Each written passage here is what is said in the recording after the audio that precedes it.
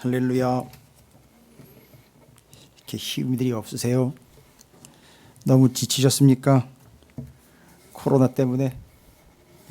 코로나 19 조만간 이겨내실 줄로 믿습니다. 다 주님의 뜻이 있으니 우리가 그 뜻을 향해 달려가며 하나님의 인도를 받았으면 좋겠습니다. 기도하겠습니다. 주님, 오늘 우리가 주님이시며 뜻이며 진리이신 귀한 말씀을 받습니다. 그 말씀을 가지고 씨 뿌리는 자로 우리에게 다가오시고 우리가 착하고 좋은 마음으로 풍성하고 하나님의 은혜를 너무 많이 누릴 수 있고 결실을 맺을 수 있는 좋은 밭으로 오늘도 귀한 말씀을 받아 결실을 맺는 자들이 되기를 소망합니다. 그런데 여전히 밭이 황무해지고 있습니다. 그 밭에 결실이 나올 만할 쯤한데 그런데 거둘 것이 없습니다. 다가가 보면 쭉정이만 있습니다. 가까이 가보면 속이 비었습니다. 주여, 이 안타깝고 이 비참하며 두려운 현실들 앞에 우리의 삶을 살펴보며 믿음을 살핌으로 결실을 맺는 자가 되기를 원하옵고, 오늘 귀한 말씀, 주의 말씀을 영접하는 자들이 되고 오늘 예배를 통해서 하늘로부터 내려주신 생명의 만나인 말씀을 통해서 주님을 영접하는 시간이 되게 해 주시옵소서. 주님께 간구합니다. 예배를 통하여 이 예배를 주님이 받으시고 우리에게 찾아오신 주님을 우리는 영접하며 전하신 말씀, 주신 말씀을 생명과 복음으로 또한 영접하는 우리의 삶이 되게 해 주시옵소서. 감사드립니다. 예수님의 이름으로 간절히 기도 올리옵나이다. 아멘. 할렐루야. 이 누가복음이 계속되고 있어요. 여러분, 제 개인적인 얘기이기도 하지만 여러분께서 도움을 받으시라고 제가 말씀을 드리는 거예요. 제가 누가복음이 시작되면서 제 아픔이 시작되면서 이게 누가복음이 시작된 게 아니라 이미 누가복음이 시작되었었고 제가 치료를 받는 과정 중에 누가복음을 지금 계속 묵상을 하고 있어요. 여러분, 그건 제가 의도한 게 아니라는 거 아시죠? 이미 누가복음은 말씀의 스케줄상 진행이 되고 있었고, 누가복음이 저한테 의미 있는 이유는 뭐냐 하면 저한테만 의미 있는 게 아니에요. 이 복음서가 각각 저자들이 신학적인 얘기를 제가 드리는 게 아닙니다. 영적, 신앙적 의미를 말씀드리는 거예요. 그래서 저는 요즘에 참 소중하게 누가복음을 한 절 한 절, 한 땀 한 땀, 한 구절 한 구절을 한 단어 한 단어를 놓치지 않고 집중을 하고 있습니다. 설교하려고요? 아니요. 저는 이미 설교하는 건 내려놨습니다. 설교는 정해진 바로 목사에게 주어진 권한이기도 하지만 그건 허락하시면 하는 거예요. 그런데 제가 이제 몸이 안 좋아지면서 누가복음이 남다르게 다가온 이유는 뭐냐 하면, 생각을 해보십시오. 여러 제자들이 있어요. 제자들이 또 복음서를 정했어요. 그 복음서도 많은 건 또 아니에요. 마태, 마가, 누가, 요한 복음이에요. 근데 그 누가복음은요, 잘 보십시오. 누가라는 제자는요, 직업이 뭔지 아시죠? 의사예요. 그래서 예수 그리스도의 복음을 누구의 관점으로 기록을 했느냐? 의사의 관점으로 기록을 했어요. 그럼 당연히 의사이기에 안 그렇다고 할 수가 없어요. 그건 신학자도 인정하는 바예요. 어디에 관심이 가 있겠죠? 주님께 찾아오는 사람들마다 여러 처지의 사람들이 다가오겠지만 누가라는 사람은 찾아오는 사람들 중에 특별히 어떤 사람들이 벌써 눈에 펄떡펄떡 띄죠. 코로나19가 남다른 이유는요, 의사들에게는요 그게 어떤 병인지 알기 때문에 지원도 나가는 거고 자원도 하는 거예요. 그러면 누가라는 사람은요, 예수 그리스도의 복음이 전파될 때 예수 그리스도께 찾아온 사람들 중에 누구에게 특별한 관심이 있느냐 하면 환자들에게 관심이 있어요. 환자들에게만 관심이 있는 게 아니라 환자들에게 관심을 둘 수밖에 없어요. 그리고 이미 증상이 어떤 증상인지를 쭉 보고 이는 환자가 어떤 상태이길래 알기 때문에 의사로서 답이 나와요. 의사로서 어떤 방법을 취해야 되고 이럴 땐 내가 예전에 어떻게 치료를 했고 나와 같은 동료들은 이 문제를 놓고 어떻게 했었지라는 임상 실험도 있었고 치료의 사례들도 있었을 거예요. 그러면 와서 이야기할 때 그 환자는 이런 증상이기 때문에 이런 치료법을 써야 된다는데 주님은 달라요.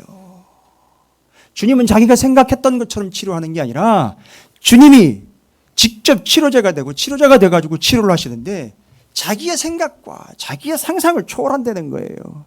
그래서 그걸 기록을 해놓은 거예요. 의사의 관점으로 누가복음은 특별히 아픈 이들과 병든 이들에게요. 정말 요긴한 복음이에요. 그래서 아픈 사람들을 위해 치료와 받아야 되는 사람들을 위해 염려가 있는 사람들에게 이 아픔이 정말 극심에 달하고 있는 병자들과 환자들에게는요. 이 누가복음은 치료의 복음이에요. 관점 자체가 그렇게 돼 있기 때문에 그랬어요. 저는요. 다른 사람은 모르겠어요. 어떤 목사들도 모르겠습니다. 여러분도 잘 모르겠어요. 저는 이 누가복음을요. 가슴에다 품고 있습니다. 왜냐 이 치료의 복음이라는 걸 저는 믿기 때문에요. 주님이 치료하는 걸 누가는 의사로서 어떻게 치료하시는가를 치료적인 관점에서 봤기 때문에 저는 이 누가복음을 읽으면서 치료받을 거라고 확신하고 읽고 있어요. 그리고 전하고 있습니다. 우습게 보지 마십시오. 그리고 그렇게 그냥 대충 집에 침대에 기대가지고 볼 만한 성경이 아니에요. 제가 걸터 앉으면 아파요. 무릎 꿇는 건 어떻게 할 방법도 없어요. 왜냐하면 허리가 아프기 때문에 잘못하면 큰일 납니다. 아시죠? 예. 우리 성도들 다 아시게 돼. 디스크 파열에다가 지금 맞습니다. 암덩어리까지 있어요. 좀 과격하게 오늘은 얘기를 하네. 뭐 알고 다 알고 계시니까요. 모르는 사람도 혹시 들어왔다가 이제 아는 사람들은 뭐 저랑 관계 별로 없는 사람들이죠. 뭐 디스크 파열은 5번째 완전히 흘러내려가지고 그냥 내버려두고 있는 상태예요 지금. 그러니까 다리 꼬거나 뭐 하는 거 제 아내가 아주 질색을 합니다. 다리 꼬는 거 절대 하지 말라고. 큰일 난다고. 오래 서 있을 수도 없어요. 무릎 꿇을 수도 없습니다. 안 돼요. 여러분 그런다고 기도가 안 되는 겁니까? 아니거든요. 거기다가 지금 이 암덩어리가 끝자리에 자리 잡고 있기 때문에 엄청 아파요. 여기서 농담을 할 거는 아니죠. 뭐 안 겪어봤으면 뭐 얘기를 하지 말라 이런 얘기는 함부로 하면 안 되는 거죠. 진짜 아파요. 앉아서 기도를 할 수도 없다고요. 그 제가 알려드렸죠. 제가 서서 십자가를 안고 기도를 해요.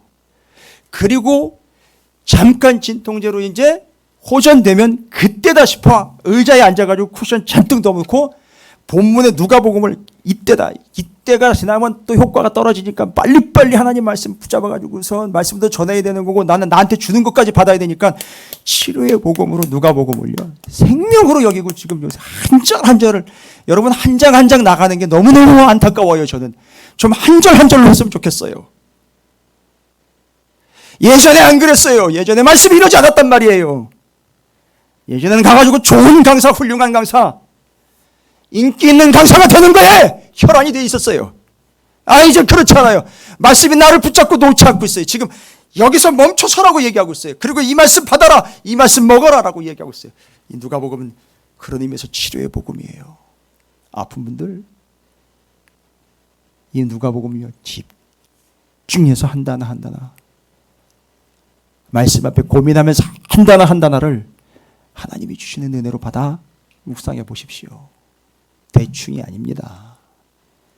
그래서 누가가 예수 그리스도의 치료적 관점들로 쭉 보면서 어떻게 치료가 이루어지나, 이야 기가 막히구나. 그래서 이 누가복음의 치료의 복음으로 저는 이걸 환자분들께 적극 권유를 합니다. 저는 그래서 이걸 몇 수십 번씩 읽고 있고요. 지금 이제 치료 중에 감사하게 성경을 지금 4번째 통독을 하고 있어요. 은혜죠, 뭐. 그러면서 이제 이번 주에는 제가 어떤 경험을 했느냐 하면, 며칠 고생을 한 게, 저녁만 되면 열이 나더라고요. 열이 나면 무조건요, 응급실인데, 응급실 가면 무조건 코로나잖아요. 열 나니까요. 코로나 검사를 제가 또 해봤죠. 음압 격리실까지도 들어가 봤잖아요. 들어갔다가 뭐, 어마어마한 걸 다 경험을 해보니까, 죄송합니다만 뭐 어느 성도들 어느 목사가 뭐 내가 어떻게 겪어봤고 내가 어떻게 아파봤고 이제 죄송합니다. 제 앞에서 얘기 이제 못 꺼내요. 다 해봤어요. 제가 다 해봤어요. 겪어봤어요. 그런데 그 아픔과 고통 속에서 하나님이 주시는 이 말씀으로 인하여 하나님께서 한 걸음 한 걸음을 내딛게 하시더라는 겁니다. 놀라운 은혜죠. 참 감사한 거죠. 그 열이 오르다 보니까 좀 속된 표현으로 뒤집히더라고요. 열이 오르니까 여러분 큰일 나는 겁니다. 예.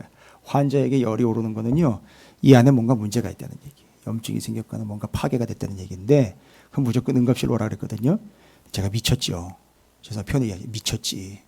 제 아내한테 열이 시작된 그 수요일, 화요일인가요? 수요일부터 저녁에 갑시다 이러는 거예요. 응급실에. 가야지요. 지침에 나와 있어요. 38도 이상 오라가면 오라고. 제가 9시 반쯤에 그랬어요. 여보, 이건 기도해야 될 문제인 것 같아 하고 기도하자 그랬어요.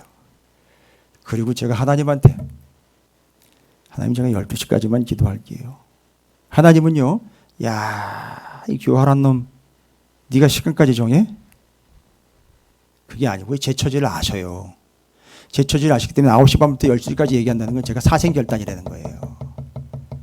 아예 해요. 제가 누워서도 하고 다 앉아서도 하고 밥 먹을 때도요. 식사기도 엄청 길어졌어요. 옛날보다.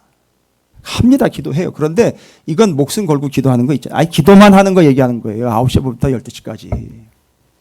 이건 기도해야 될 문제다. 기도합니다. 들어갑니다. 누가복음 폈어요. 이거 어떻게 받아들여야 됩니까? 하나님. 베드로 장모의 열병을 보시라고. 그게 마태마가 누가복음 3개 본문에 동시에 나와 있어요. 요한복음은 안 나와 있더라고요. 그 본문을 집중적으로 묵상을 해요. 옛날에 여러 번 묵상했거든요. 집중적으로 묵상했습니다. 난리가 났어요. 열이 나니까 어떻게 알았는지, 전공 집사님 저를 늘 태워가지고서 병원을 왔다 갔다 하기 때문에 제가 알아요. 집사님은 아는데, 그 다음에 제가 이제 비상연락망으로 저희 집 119 구급 때는 119가 아니라 전공 집사의 465 하나예요. 거기다 연락하면 돼요. 이제 차가 와요. 이제 정호엽 지사는 알 거예요. 열이 나면 이제 해야 되니까. 열이 난다는 걸 알고 있기 때문에 본문을 보니까요. 누가복음도 그렇고 복음서에 보니까 베드로 장모의 열병이 어떻게 났느냐. 잘 들어보세요. 이것도 치료적인 관점으로 복음서를 봤을 때 얘기 나오는 거예요. 2개입니다. 베드로의 그 장모의 열병이 났는데 열병이 치료될 때 어떻게 했냐면, 첫 번째, 베드로의 장모를 알고 있는 그 주변 사람들이 함께 기도했더라라고 나와 있어요. 그래서 제가 그걸 뭘 알려야 돼? 이렇게 한 게 아니라, 아는 사람은 일부러 전체 자고 있는데 성도들한테 얘기할 필요 없고, 알려라. 알고 있는 사람들에게는 알려라. 열난다고 알려라. 그러나 병원은 안 간다고 알려라. 그래서 알렸어요. 왜? 함께 기도했다라는 조건을 충족시켜야 되니까. 2번째, 본문을 보시면 아시겠지만 주님이 그 열병을 어떻게 했다? 꾸짖었다라고 얘기하고 있어요. 그건 주님이 하실 일이에요. 그럼 나는 뭐 해야 돼요? 당사자로서 사랑하는 성도들과 이 일을 알고 있는 이들과 함께 기도해야 합니다. 어떤 현상이 나타나는지 아세요?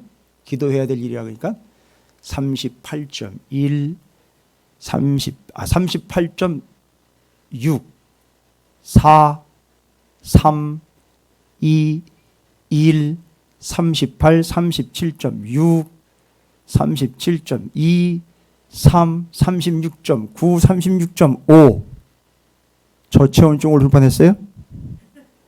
이게 12시까지 조금씩 정말 감칠맛 나게, 감칠맛은 여기 쓰는 게 아닌가? 정말 숨 넘어갈 정도로요.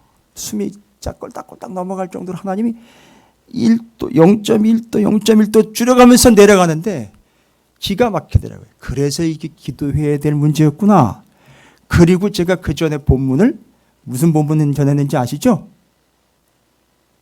예? 변화산 본문에서 뭔 얘기했는지 기억 안 나세요? 맞아요. 저같지 않으니까요. 기억 잘 안 나실 거예요. 변화산 본문에서 2가지 얘기했잖아요. 주님이 뭘 책망하셨는지, 믿음 없음과 패역함. 그래서 그 본문을 뭐 외에는 이런 이유가 나갈 수가 없다. 기도에서 벗어나면 그 본문을 전했단 말이에요. 그 전해놓고는 목사가요. 그건 띡 전해놓고는 자기는 안 한다면 말이 됩니까?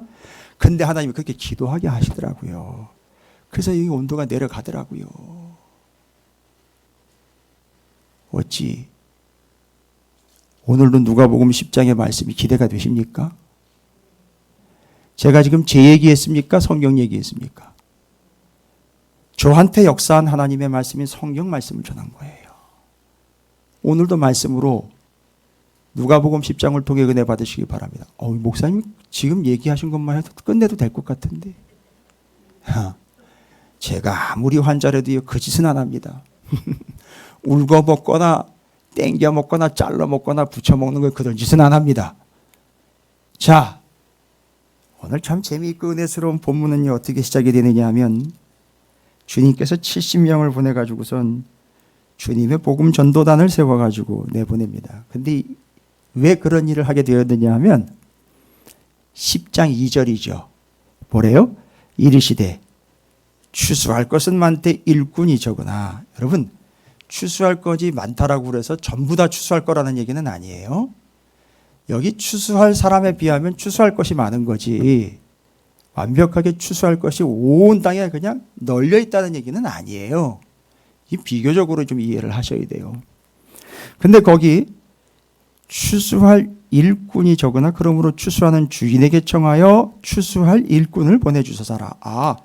지금요 주님이요 말하자면은요 하나님이요 뭘로 소개가 되고 어떤 분으로 소개가 되고 있느냐? 여러분 어떤 분으로 소개가 되고 있어요? 누구로 소개가 되고 있죠? 2절에서는 추수하는 주인으로요. 여러분 기억하십니까? 8장이요. 8장은 앞부분에 얘기 드렸잖아요. 몇 종류의 밭이요? 8장 4절 시작하면서 타이틀에 몇 종류의 밭이라고 나와 있죠? 몇 가지의 땅? 기억나세요 이제? 그래서 뭐에 대한 이야기였는지 기억나세요? 8장은요. 착하고 좋은 마음인데 그게 좋은 밭, 좋은 땅에 대한 얘기였죠. 좋은 땅 얘기했었어요. 그때 주인인 하나님은 뭘로 소개가 되고 있어요? 정확하게 얘기를 하셔야 돼. 제가 얘기 이미 드렸어요. 농부가 뭘로 나와 있느냐 하면 그때 뭐 하려고 어디로 들어와 가지고 절대 씨 뿌리려고 농부는요 절대 어디서 씨 뿌리지 않는다? 밭 바깥에서 씨를 뿌리지 않아요. 밭 안에서 뿌려요. 그러면 이제 8장에서는요 그 농부가 어떤 농부로 소개가 되고 있습니까? 씨를 뿌리는 농부로 소개가 되고 있고요. 10장에서는요 오늘 본문인 10장에서는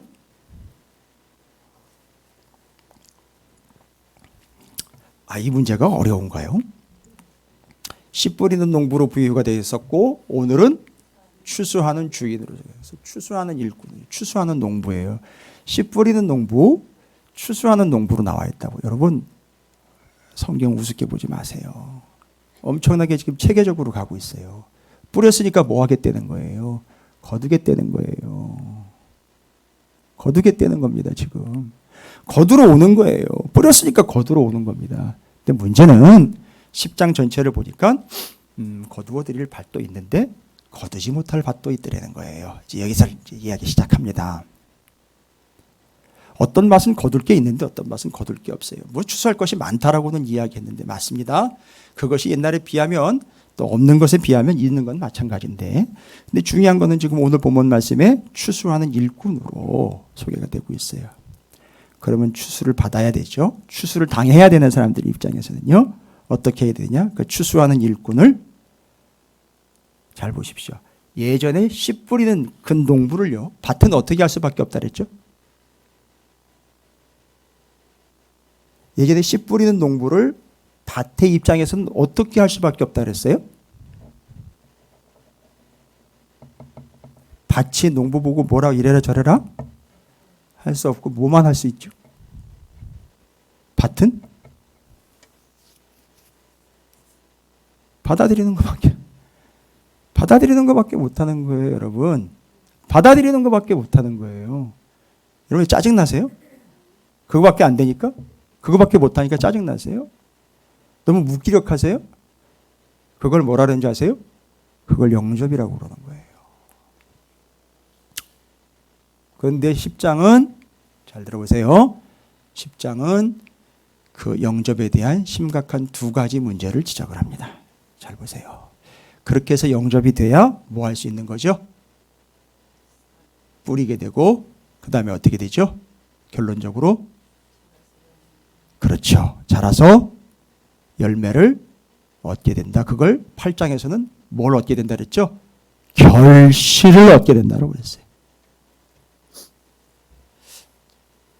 별로 오래 지나지 않았는데 다 까서 드셨나 봐요. 코로나가 우리를 열받게 하는 것도 있지만 그것 때문에 이렇게 기억력을 감퇴시키는 효과도 있나 봐요. 좋지요 뭐 저야 여러분이 까드시면 다시 재탕할 수 있고 좋은데 근데 저는 싫어요. 전 정말 그거 싫어요. 우리 성도들이 그런 식으로 신앙생활하는 거 저는 싫어요.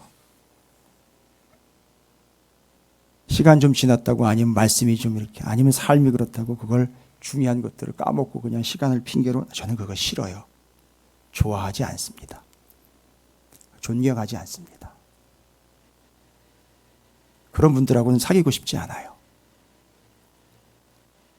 근데 어찌되었든 본문의 말씀에서 이야기하려고 하는 게 바로 그거예요. 그 밭이 영접을 해야지만 결실을 맺게 되는데 자, 10장에서는 이제 그 영접에 대한 심각한 문제를 지적을 합니다. 일단 1절부터 16절까지, 24절까지 전체적으로 봐야 되는데 1절부터 16절까지 지적을 한 거예요. 그 70명이 돌아온 이야기가 17절부터 24절까지니까 24절까지 보셔도 돼요. 잘 보시면 10장 1절부터 16절까지 계속 등장하는 단어가 있는데 8절과 10절에 어느 동네에 들어가든지 너희를 뭐 하거든? 영접하거든. 너희 앞에 차려놓은 것을 먹고 거기 있는 병자들을 고치고 또 말하기를 하나님의 나라가 너희에게 가까이 왔다 하라. 어느 동네에 들어가든지 너희를 뭐 하죠? 영접하지 아니하거든. 여러분 첫 번째 문제가 뭐예요? 그 밭은 씨를 뿌리러 오는 하나님 그리고 그걸 추수하러 오실 하나님 앞에서 그 밭은 반드시 뭐가 있어야 되는 거죠? 결실이 있어야 되는 거죠. 그러려면 뭐 해야 된다 그랬죠? 영접해야 된다 그랬죠. 근데 여러분 발견하셨습니까? 지금?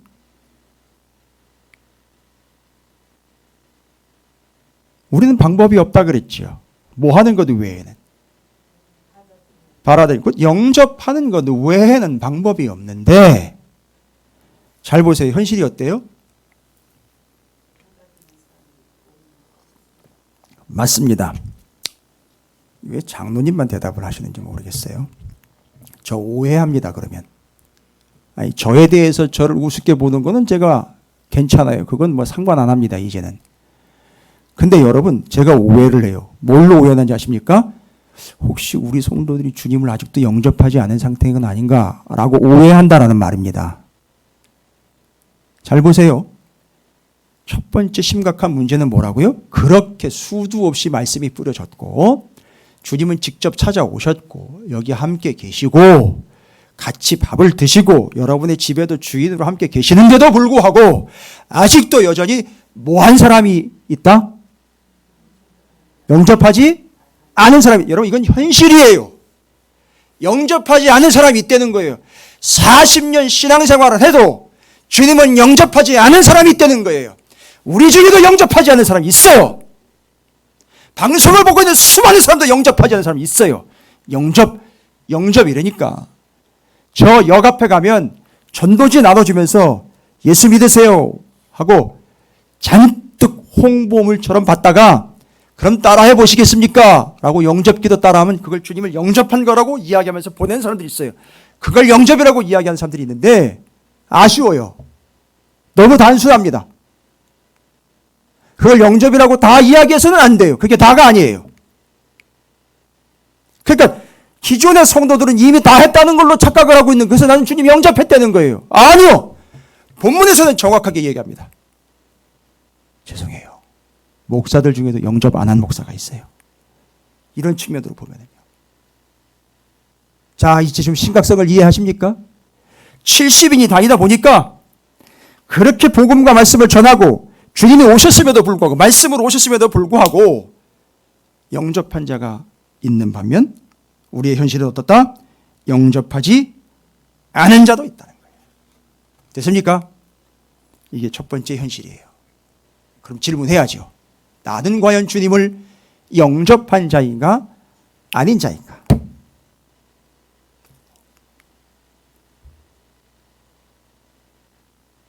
두 번째 문제예요. 영접과 관련된 두 번째 문제. 이 영접을 해야 씨를 뿌리고 추수를 하여 결실을 맺는데 여전히 결실을 맺지 못한 성도들이 허다되는 거죠. 그렇죠? 아, 이제 좀 맥이 와요.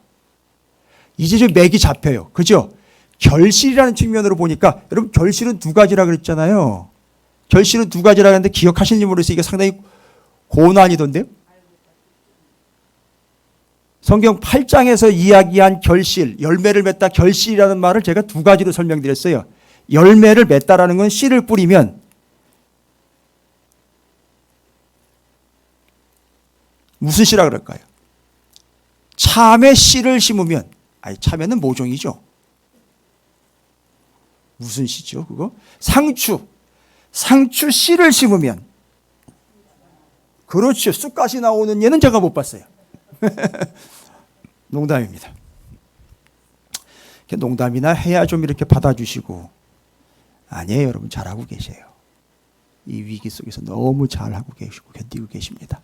조금만 버티세요. 말씀을 붙잡고 이겨내시기 바랍니다. 상추를 심으면 상추가 나요. 그럼 여기 결실이라는 말은 뭘 심었잖아요? 말씀을 심었잖아요. 그럼 뭐가 나와야 돼요? 말씀대로 돼야 되는 거잖아요. 그렇죠? 아, 이게 결실이에요. 그 다음에 결실, 열매를 맺다라는 건 어떻게 이렇게 뚝뚝 따는 것만 얘기했는데 기억하십니까? 그게 아니라 바로 그 말씀을 받은 자들이 어떤 상태가 된다는 거죠? 말씀으로 인하여 온전한 상태가 된다는 걸 결실의 두 번째 측면이라고 얘기해요. 그래서 말씀대로 되는 것과 온전한 자가 되는 거예요. 그게 다 말씀 때문이에요. 이게 결실이에요. 그게 그렇게 된다는 거예요. 뭐 해야죠? 오셔서 뿌리시고 추수하시는 거예요. 그때 우리가 해야 될 건, 아니 할 수 있는 거는 뭐밖에 없어요? 그분을 영접하는 것 외에는 방법 없다 그랬잖아요. 아니 자꾸 왜 밭이 나댑니까? 왜 자꾸 씨 뿌린 사람을 이래라 저래라 하려고 지금 그러신, 그 여러분 지금 생각 가운데 자꾸 머뭇머뭇거리는 이유는 뭐냐면 내가 뭘 할까? 할 게 뭐가 있지? 할 게 없다고요. 받아들이는 것 외에는 할 게 없어요. 그게 영접이라고요. 그리고 오늘 본문은 영접에 대해 잘못 이해하고 있는 것을 정확하게 찔러주고 있어요. 자, 아직 영접이 뭔지는 제가 설명을 또 안 드렸어요. 구체적으로. 본문을 전체로 뭉뚱그려서 이해는 되시죠? 첫 번째, 심각한 문제는 뭐다? 그래서 뭐 해야 되는데? 주님을 영접해야 되는데 현실은 어떻다? 그렇죠. 영접하지 않은 자도 있다는 거예요. 와, 이건 비참한 현실이에요. 그러니까 지금 우리는 어디에 들어가면 안 된다? 누가 또 질문하니까 어디에 들어가면 안 된다 이랬더니만 밭에 들어가면 안 된다 이러고 있어요. 밭이. 아니 지가 밭이면서 밭에 들어가면 안 된다며. 막 헷갈리는 거예요. 지금 답이 안 나오는 거예요. 됐죠? 오. 두 번째 심각한 문제는 뭔지 아세요? 가운데 얘기 빼놓을게요. 가운데는요, 그 사마리아 사람 얘기예요. 이게 핵심이 중요한 건데 25절부터 37절 요건 잠깐 홀딩을 해놓을게요. 잠깐 빼놓을게요. 그 가운데 있어요. 그래서 그거 이제 문제점으로 지적할 때 그거 이제 나오는 거예요. 38절부터 42절까지.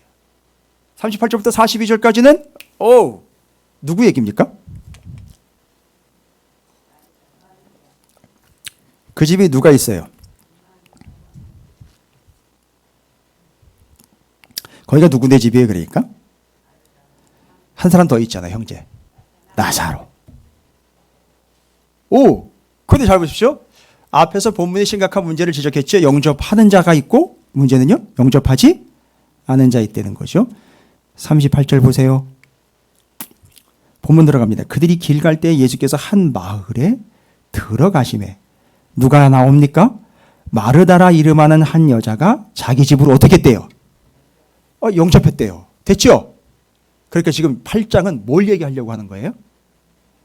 요것만 얘기하려는 게 아니에요. 다른 거 얘기하는 것도 많아요. 그런데 지금 우리는 이 본문을 이 관점으로 지금 보고 있어요. 앞에 영접하는 자가 있는데 안 하는 자도 있다니까. 70명이 가가지고 그걸 확인하고 왔어요. 이 비참한 일 속에서 영접해야 되는데 안 하는 사람도 있다니까. 안타깝다는 거죠. 그런데 뒤에 가보니까 38절에 나사로와 마르다 마리아 집에 주님이 찾아가셨어요. 그런데 그게 어떻게 된 거예요? 주님이 알아서 찾아가신 게 아니에요. 내가 여기 가볼까? 이런 게 아니라 누가? 마르다가 나가서 주님을 어떻게 했어요? 영접해 왔어요. 와우! 할렐루야죠? 적극적으로 유치한 거예요.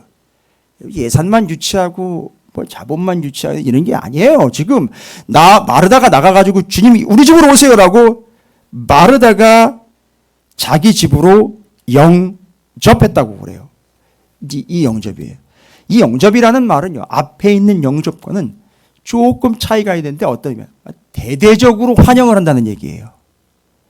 쌍수 들어가지고 막 난리를 치는 거예요. 주님이 들어오실 때 예루살렘으로 입성하실 때 그 난리치는 거 있었잖아요. 뭐 거의 그런 개념이라고 보시면 돼요. 영접이에요. 그래야 어떻게 된다 그랬잖아요. 영접해야 어떻게 된다 그랬잖아요. 이틀을 또 까져서 영접해야 결실을 맺고 말씀대로 이루어져서 우리가 어떻게 된다는 거죠? 온전하게 된다는 거예요. 답은 하나밖에 없어요. 뭐 하는 것밖에는? 영접하는 것밖에 없어요. 지금 오늘 말씀 선포되고 있죠. 이 말씀 어떻게 하셔야 되는 거예요? 영접하셔야 되는 거예요. 말씀이고 누구라 그랬어요? 주님이라 그랬잖아요. 여러분이 말씀 영접하면 누구 영접하는 거잖아요. 예수님 영접하는 거잖아요. 그런데 마르다가 어떻게 영접했다 그랬어요? 할렐루야 이러면서 영접한 거예요. 왜요? 약해요? 격하게 해봐요. 이 환자가 할렐루야 난리가 난 거예요.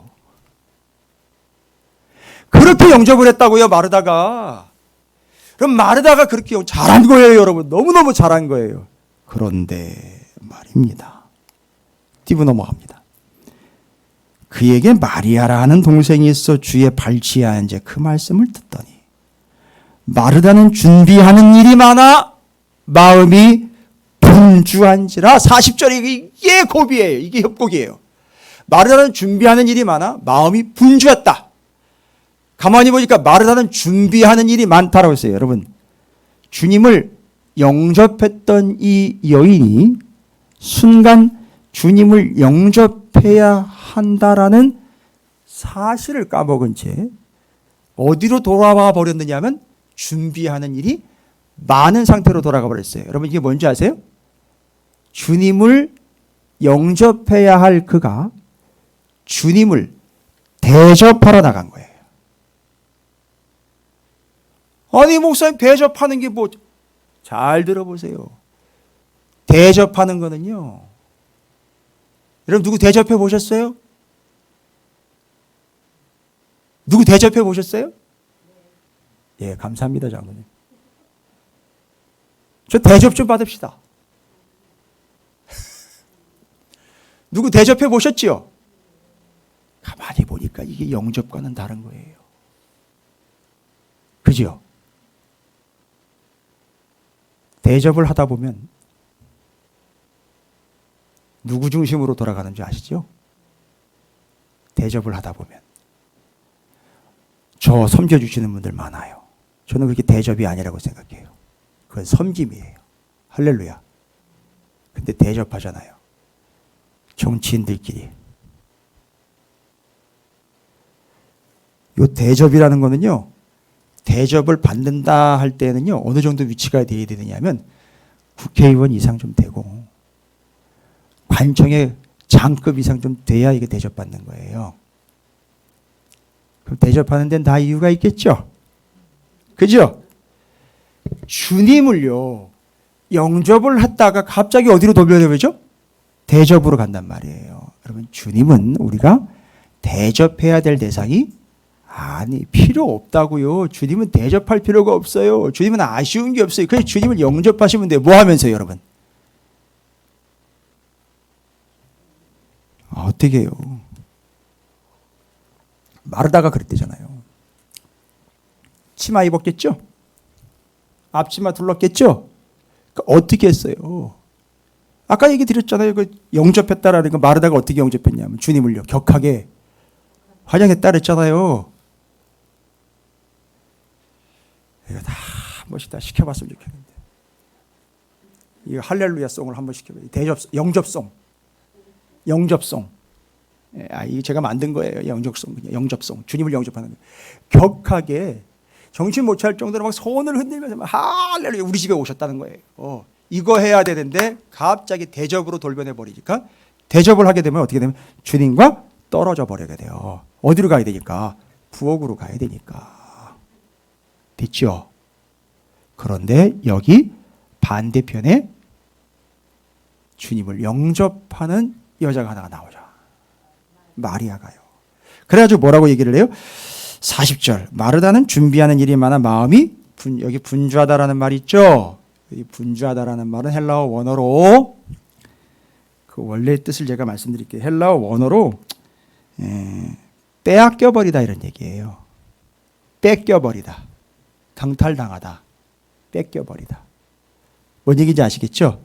그러니까 마르다한테 있었던 그 주님을 영접해야 한다라는 그 믿음, 그 주님을 영접함에 대한 그 신실함, 그 마음이 어떻게 돼버렸어요? 순간 빼앗겨버렸어요. 그래서 뭘로 돌변해 버렸느냐면 그래서 대접이 된 게 아니라 대접을 하다 보니 그게 돼버린 거예요. 여러분 이해가 되십니까? 아하. 잘 들으셔야 돼요. 이제 이게 이해가 돼야 가운데 토막에 있는 이 사마리아인 비유가 이해가 되는 거예요. 여러분, 사마리아인이 강도 만난 사람을 대접했어요? 제가 지금 얘기 드리는 거예요. 선한 사마리아인이 강도 만난 사람을 대접해 줬냐고요. 벌써 답이 딱 나오잖아요. 주님은 우리의 대접을 필요하는 분이 아닙니다. 주님은 우리의 영접을 필요하는 분이에요. 할렐루야. 그런데 마르다는 처음엔 영접을 했다가 어떻게 돼버렸어요? 대접으로 돌아가 버렸어요. 그러니까 자꾸 대접을 하려면 대접이 필요한 거죠. 큰 대접이. 그러니까 그거 들고 다니라고 바쁜 거예요. 이해가 되시죠? 그러니까 대접이니까 자꾸 대접만 찾는 거예요. 큰 대접 어디 있어요? 접시 어디 있어? 쟁반 어디 있어? 이렇게 돼버리는 거예요. 주님이 어디 계셔? 이게 아니라 대접 어디 있어? 뭐 어디 있어? 뭐 있어? 그러니까 분주한 겁니다. 40절 계속 읽어갈게요. 마음이 분주한 자로 예수께 나아가 이르되 주여 내 동생이 나 혼자 일하게 두는 것을 생각하지 아니하시나이까. 그를 명하사 나를 지금 또 뭐를 명해달라는 거예요. 마리아는 뭐 하고 있는데? 예수님을 영접하고 있는데 마르다가 가가지고 뭐 해달라고? 뭐 하게 해달라고? 나처럼? 제가 지금 그렇지요. 대접하게 하라고 얘기해요. 영접하는 일이 있었는데 영접하는 그 자리에서 어디 자리로 옮겨달라? 대접하는 자리로 옮겨달라. 여러분 절대 대접하지 마세요. 믿음으로 영접하는 게 필요한 거예요. 지금 찾으시는 교회는 대접하는 사람 필요 없어요. 영접하는 자가 필요한 거죠. 할렐루야. 자, 주께서 대답하여 이르시되 마르다야 마르다야 내가 많은 일로 염려하고 근심하나 몇 가지만 하든지 혹은 한 가지만 이라도 족하니라. 마리아는 이 좋은 편을 택하였으니 빼앗기지 아니하리라 하시니라. 이 좋은 편이 뭐예요? 다 설명됐잖아. 주님을 영접하는 거예요. 대대적으로 주님을 환영하여. 그래서 어떻게 했어요? 마리아는 주님 발치에 앉아가지고 주님을 떠나지 않음으로 계속 주님을 영접함으로 높여드렸단 말이에요. 그런데 이걸 주님이 뭐라고 얘기했어요? 이 좋은 편을 택했다라고 했어요. 이건 헬라어로 아가토스라고 합니다. 근데 이 좋다라는 아가토스라는 단어는 곧 선이라고 얘기를 해요. 원초적으로 선하고 옳은 것, good. 그러면 뭐가 떠오르십니까? 하나님의 성품이기도 하고 하나님의 하신 일이기도 해요. 아가토스는. 의미를 따지면. 히브리어에 뭐로요? 토브요. 그러니까 지금 마리아는 이 좋은 편을 택했다 그랬는데 마리아가 좋아서 택한 게 해석을 해주세요. 주님 곁에서 주님을 영접한 이 행위는 마리아가 좋아서 한 거일 수도 있어요. 근데 본질적으로 이걸 누가 좋아한다는 거예요? 하나님이 좋아하신다는 거예요. 하나님이 좋아하시는 아가토스, 선, 그게 바로 영접이라는 거예요. 됐습니까? 와우! 첫 번째 심각한 문제는 우리 중에 뭐 하지 않은 자 있다. 영접하지 않은 자 있다. 두 번째, 주님을 영접해야 하는데 대접함으로 분주하여 마음을 빼앗겨버린 이들이 있다. 그럼 영접이 뭘까요? 영접이라는 말 여러 가지가 있어요. 영접하는 자 곧 이름을 믿는 자들에게는 하나님의 자녀가 되는 권세를 주셨다. 영접 성경에서 많이 나와 있습니다. 그럼 영접의 본질을 제가 오늘 확실히 설명을 드릴 테니까 헷갈리지 마시고 반드시 영접해서 반드시 여러분 주변에 있는 사람들을 영접시키시기 바랍니다. 할렐루야. 그것 때문에 가운데 선한 사마리아인 본문이 들어가 있는 거예요. 이건 있었던 일이 아닙니다. 예를 든 거예요. 주님이 설명하기 위하여. 다 아시죠? 강도 만난 자, 그를 보고 누가 지나칩니까? 첫 번째 제사장이 지나치죠. 그 다음에는요 레위인이 지나칩니다. 뭐 그럴 만한 사람들은 다 지나쳐버려요. 그다가 누가 지나갑니까? 사마리아인이 지나가다가 이 강도 만난 자, 거의 죽어가고 있는 이 사람을 어떻게 한다고요? 데려다가 처음에는 자기가 가가지고 뭐 했어요? 30절입니다. 예수께서 대답하여 이르시되 어떤 사람이 예루살렘에서 여리고로 내려가다가 강도를 만나매 강도들이 그 옷을 벗기고 때려 거의 죽은 것을 버리고 갔더라. 여러분, 예루살렘에서 여리고로 간다라는 말은 여리고에 이 제사장들과 레위인들이 반차 순서대로 성전을 섬길 때에 잠깐 여리고에 내려와서 쉬다가 같이 올라가야 되는 요 숙소가 따로 있었어요. 그러다 보니까 예루살렘에서 임무를 마치고 여리고로 내려가고 있기 때문에 그걸 얘기한 거예요. 그러니까 내려가고 있어요. 그런데 내려가다가 이상한 걸 만지거나 부정하게 되면 어떻게 돼요? 다시 어디로 가야 돼요? 예루살렘으로 돌아가야 되니까 짜증나는 거예요. 그러니까 안 만지는 거죠. 가까이 안 가는 거죠. 거리를 두는 거죠. 얘기합니다. 여리고로 내려가다가 강도를 만나며 강도들이 그 옷을 벗기고 때려 거의 죽은 것을 버리고 갔지요. 마침 한 제사장이 그 길로 내려가다가 그를 뭐했다? 보고 피하여 지나가고 또 이와 같이 한 레위인도 그곳에 이르러 그를 보고 피하여 지나가되 어떤 사마리아 사람은 여행하는 중 이르러 그를 보고 뭐예요? 불쌍히 여겨 가까이 가서 첫 번째 어떻게 했어요? 가까이 가서 기름과 포도주를 그 상처에 붓고 기름과 포도주 이거 자기 거잖아요. 필요할 때 써야 되잖아요. 이것도 자기가 만약에 상처가 있거나 자기가 아프면 이거 다 써야 되는 거잖아요. 혹은 팔 수도 있겠죠. 가치가 있는 거겠죠. 와우. 됐습니까? 와, 그러면서 어떻게 했어요? 짐승에게 태워, 먼저는 자기 거 있는 걸 가지고 잘 돌봐가지고 짐승에 태워 주막으로 데리고 가서 돌보아 줬다라고 그래요. 그리고 일이 있기 때문에 이 사람은 이 일을 보러 가야 되니까 이튿날 주막 주인한테 뭐라고요? 데나리온 2를 주며 이르되 이 사람을 돌보아 주라. 비용이 더 들면 난 모르겠다.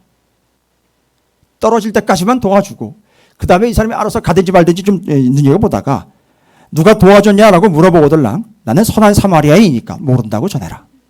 이런 얘기가 아니죠. 뭐 하겠다는 거예요? 돈이 더 들면 다시 내가 와서 돌아올 때 갚아주겠다. 이건 예화니까 이야기니까 상상이니까 상상 가능하겠죠. 돌아왔어요. 돌아가다 보니까 많이 좋아졌어요. 그런데 아직도 여전히 좀 부족해요. 그럼 선한 사마리아는 어떻게 했을까요?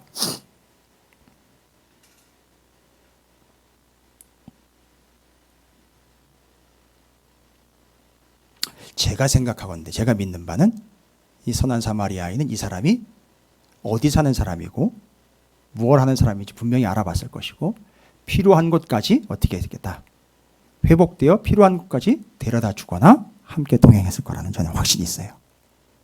여러분, 가운데 토막의 이 선한 사마리아인은 왜 여기 끼어 있을까요? 뭘 얘기하는 걸까요? 당연히 맞습니다. 이건 확실하게 영접에 대한 걸 이야기하는 본문이에요. 그런데 기가 막히고 획기적인 게 뭔지 아세요? 이 본문에서는요. 잘 보세요. 강도를 만나가지고 어때요? 상태가?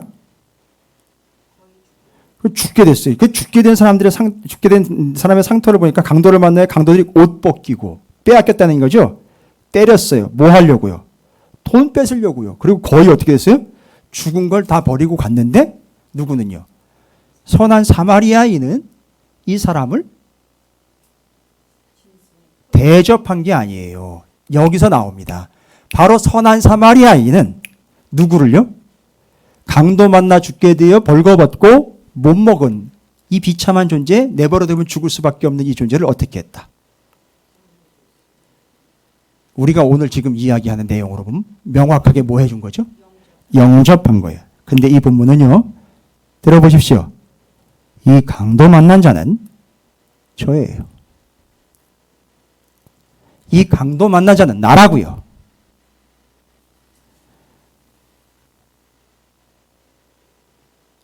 이거 몰입이 안 되세요? 강도 만난 사람은 나라고요.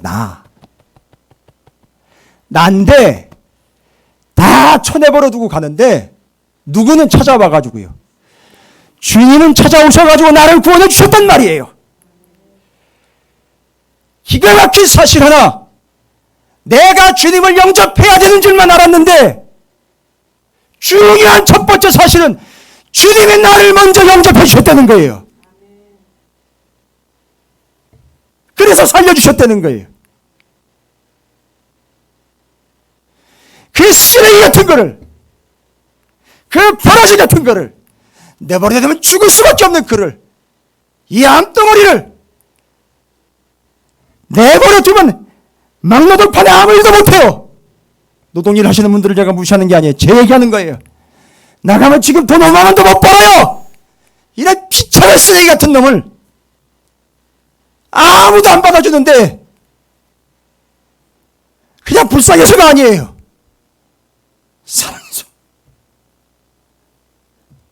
사랑해서 받아주신 거예요. 나를 영접해 주셨단 말이에요.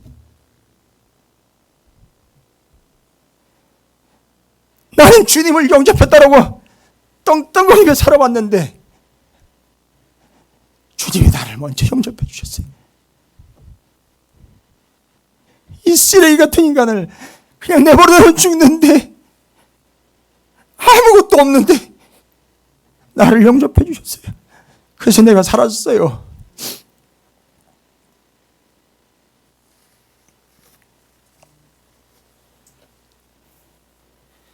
여러분, 그게 영접이에요.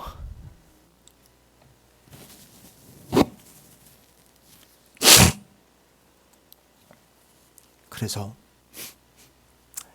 선한 사마리아인이 그 강도 만난 자를 위하여 뭐를 했는지 두 가지만 얘기 드릴게요. 다른 것도 많이 있습니다만, 첫 번째, 값을 지불했어요. 그 쓰레기 갖고 죽어가는 사람을 위해 값을 지불했어요. 강도 만난 사람이 쓰레기라는 얘기는 아닙니다. 저에게 한 거예요. 첫 번째, 값을 지불했어요. 자기의 값을. 그리고 그 정도 했으면 됐어요. 떠나가도 됩니다. 그러나 그의 곁을 지켜줬어요. 두 가지입니다. 첫 번째, 내가 주님을 영접해야 하는 뭔 대단한 존재인 줄 알았는데 주님이 나를 먼저 영접해 주셔서 주님이 값을 지불하셨어요. 무슨 값을요? 예? 무슨 값을 지불하셨어요? 무슨 값이죠? 그걸 빚값이라 그러잖아요. 그걸 지불하셨잖아요. 그리고 주님은요, 뭐라고 계속 얘기하셔요? 내가 너희와 항상 함께 하겠다라고 얘기하시잖아요. 떠나가지 않고 곁을 지켜주셨잖아요. 곁을 내어주신 분이 곁을 지켜주셨잖아요. 코로나19로 곁을 띄우라고 그러는데 주님은 곁을 내어주셔가지고 더 가까이 오라 그러시잖아요. 여러분, 이게 영접이에요. 값을 지불하고 그 곁을 끝까지 지키고 있는 그게 영접이라고요. 그래서 가운데 끼어있는 선한 사마리아인 본문은 강도 만난 자는 너고 그 선한 사마리아인은 주님이다. 이제 주님이 너를 먼저 영접하셨으니 네가 주님을 뭐하는 자가 되어라? 영접하는 자가 되어라. 다 잊으시더라도 영접이라는 실질적 의미는 두 가지로 정리가 됐죠? 뭐 했어요? 사마리아인이 값을 지불했어요. 여러분, 주님을 위해 값을 지불하세요. 예? 뭔 값을 지불하시겠습니까? 뭘로 어떻게 값을 지불하시겠어요? 예? 간단하게만 여쭤볼게요. 예수 믿는 것 때문에 뭐 포기하신 거 있으세요? 지금 절제하고 계시는 거 있으세요? 내려놓으신 거 있으세요? 단순하게 그것만 얘기하는 게 아니에요, 지금. 정말 주님을 위해 최고의 가치라고 여겼던 거를 내려놓고 주님을 최고의 가치로 놓고 주님이라면 예 하고 달려가는 거죠. 주님을 위해 값을 지불하는 거예요. 그 다음에는요, 그 곁을 지키는 거예요. 주님 곁을 떠나지 않고 지키는 거예요. 이게 두 가지가 뭐 하고 있는 상태다? 주님을. 그렇게 되면 결론적으로 뭐를 맺는다? 결실을 맺는다는 거예요. 본문이 이렇게 다 연결이 되고 있어요. 할렐루야. 오늘 좀 말씀이 길어졌네요. 씨를 뿌리고 결실을 맺는데 그러면 30분 만에 돼요?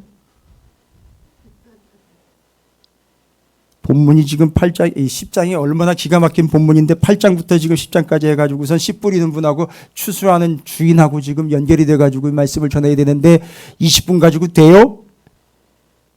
지금 영접이라는 어마어마한 사실이 우리 앞에 지금 닥쳐왔는데 그 한마디로 됩니까? 주님이 나를 먼저 영접하셨습니다. 이제 우리는 그 주님을 영접하는 자가 돼야 돼요. 주님은 우리를 위해 곁을 내어주셨고 함께 하시며 값을 지불하셨습니다. 이제 우리는 주님을 영접하는 자로서 주님을 최고의 가치로 여겨 값을 지불하며 할렐루야, 주님 곁을 떠나지 않는 주님을 영접한 자, 곧 찾으시는 교회와 사랑하는 성도 여러분과 그 곁을 떠나 있는 수많은 믿음의 백성들 다시 돌아와 주님의 곁을 지키시기를, 주님을 영접하는 자가 되시기를 주님의 이름으로 축복합니다. 기도하겠습니다. 주님, 나를 영접해 주심 감사합니다. 내가 주님을 영접하여 주님을 최고의 가치로 놓고 주님 곁을 떠나지 아니하는 열매와 결실을 가득 맺는 주님을 영접하는 자의 삶이 되도록 인도해 주시옵소서. 예수님의 이름으로 기도합니다. 아멘.